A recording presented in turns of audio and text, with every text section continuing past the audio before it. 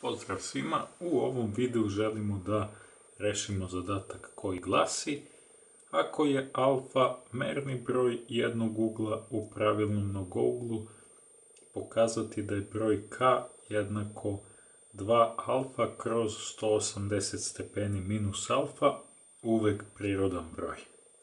Dakle, potrebno je da dokažemo da je naš neki broj k koji je dat ovom jednakošću uvek prirodan broj. To jest da pripada skupu prirodnih brojeva. Ovde ovo alfa koje figuriše u ovoj jednakosti je zapravo merni broj jednog ugla u pravilnom mnogouglu. Dakle, to alfa je jedan unutrašnji ugao našeg pravilnog mnogougla, koja bi bila formula za nalaženje unutrašnjeg ugla pravilnog mnogougla. U nekim udžbenicima se ta formula označava sa alfa, a u nekim sa alfa n. Dakle, sa alfa ili sa alfa n označavamo unutrašnji ugao pravilnog ugla i radimo po formuli, dakle alfa n jednako n minus 2 puta 180 stepeni kroz n.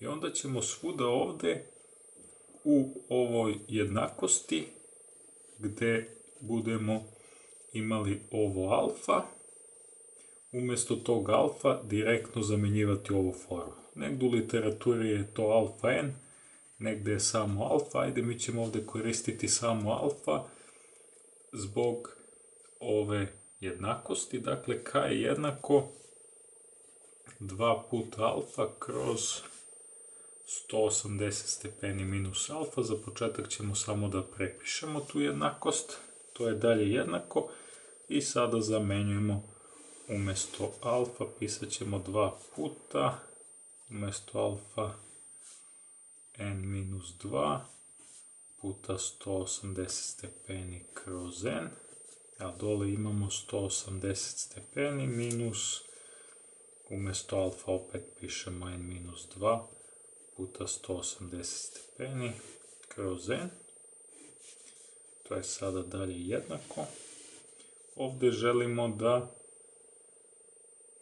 ajmo prvo ovo dole da rešimo, dakle 180 stepeni da napišemo kao 180 kroz 1 i da ova dva razlomka dovedemo na zajednički. Dovešćemo ih na zajednički tako što prvom razlomku i brojilac i imenilac pomnožimo sa n, dakle proširivat ćemo ih sa n, da bismo mogli da ih dovedemo na isti imenilac. Dakle, bit će 180 puta n kroz n minus n minus 2 puta 180 stepeni.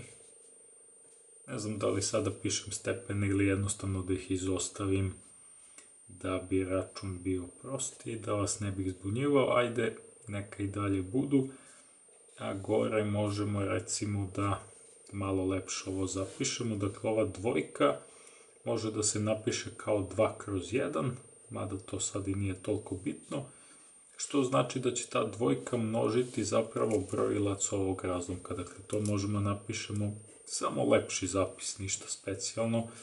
Dakle, da ovu dvojku pišemo gore u brojilacu 2 puta n minus 2 puta 180 stepeni kroz n. To je dalje jednako. Sada ćemo ovo dovesti na istu razlomačku crtu. Imamo dole n, a gore 180 puta n minus n minus 2 puta 180. Gore imamo 2 puta n minus 2 puta 180 stepeni, samo prepisujemo kroz n, onda ovde skratimo odgovarajući spoljašnji i unutrašnji. Sa n ovde ostane 1, ovde 1, pa to sada i ne moramo da pišemo. Ovde bismo množili sad spoljašnji sa spoljašnjim, unutrašnji s unutrašnjim, međutim ovaj spoljašnji nam je 1, pa nam ostaje samo ovaj. Dakle, imat ćemo da je to gore je 2 puta n minus 2 puta 180 stepeni, a dole nam je 180 stepeni puta n minus 2 puta 180. Ajmo to da izmnožimo, dakle, n puta 180 bit će 180n. Stavit ćemo u zagradi zato što je ispred znak minus, 180 puta n minus 2 puta 180.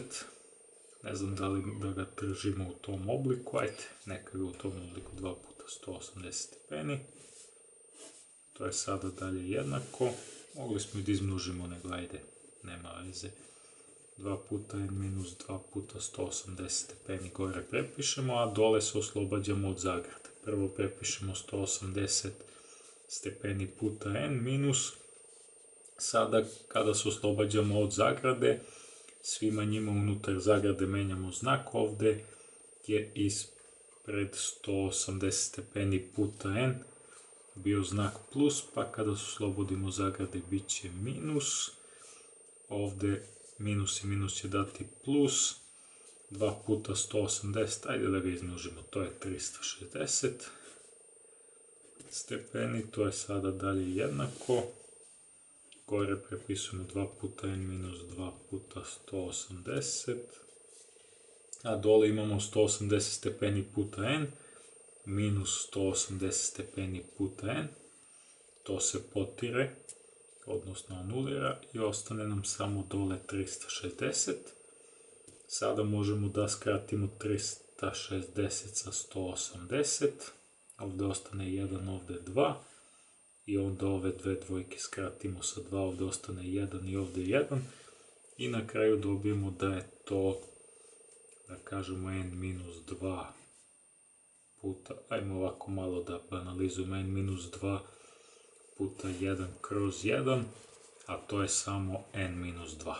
Dakle, dobili smo da je k jednako n minus 2, a to je očigledno ceo broj, zato što se tiče mnogougla, ovo n nam označava, ako je n recimo 3 da se radi o trouglu, ako je n jednako 4 da se radi o četvorouglu, n jednako 5 o petouglu i tako dalje. Dakle, n nam je uvek ceo broj, odnosno prirodan broj, izvinite, i takav prirodan broj da je veći ili jednak 3, dakle minimalno n koje može biti kod mnogougla je 3, pa od tih brojeva 3, 4, 5, 6 i ostalih prirodnih brojeva, kada oduzmemo broj 2, opet se dobije prirodan broj, tako da je takođe k prirodan broj.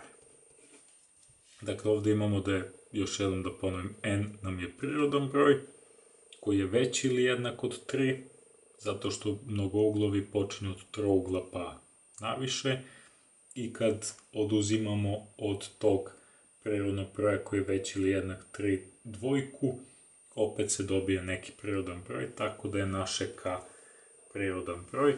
To bi bilo sve u ovom zadatku. Nadam se da zadatak nije bio težak. Hvala na pažnji.